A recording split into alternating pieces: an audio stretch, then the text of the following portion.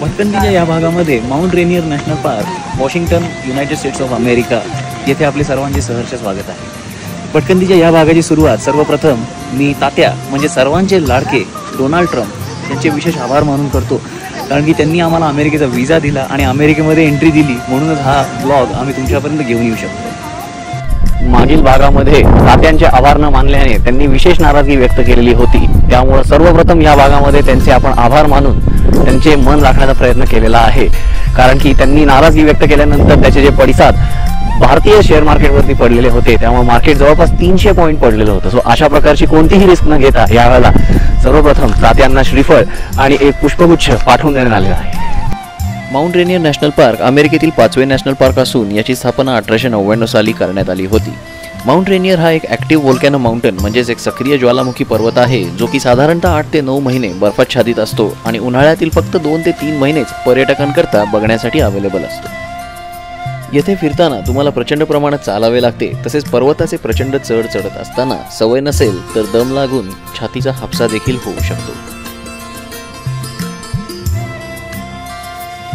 मी सांगत असलेली माहिती आणि डोक्यावरील गोल हॅट याचे समीकरण बघून बरेच परदेशी नागरिक मला टूर गाईड समजून माझा पाठलाग करू लागले व फुकट माहिती गोळा करायचा प्रयत्न करू लागले, आणि याच करता डोक्यावरील टोपी काढून दुमडून ती खिशात ठेवण्याचा निर्णय मला घ्यावा लागला.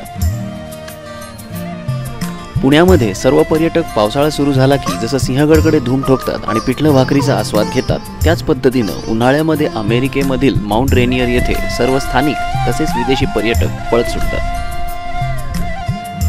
सध्या आजूबाजूला चाललेल्या घडामोडी बघून अमेरिकेमध्ये असून देखील तुम्ही इंग्लिशमध्ये न बोलता मराठीमध्ये बोलत आहात, या कारणाकरता मला स्थानिक अमेरिकन नागरिकांनी झोडपले नाही, याकरता मला त्यांचे तसेच देवाचे विशेष आभार मानावेसे वाटतात.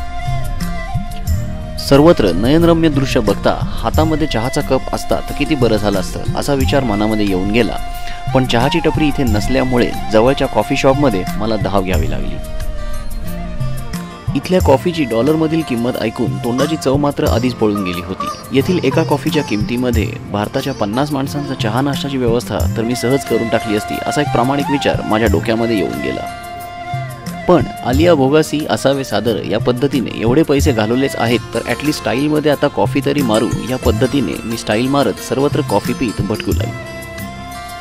आशा करतो की ही भटकंती आपल्याला आवडली असेल. आता वेळ आली आहे आपला निरोप घ्यायची. लवकरच भेटू भटकंतीच्या पुढील भागात.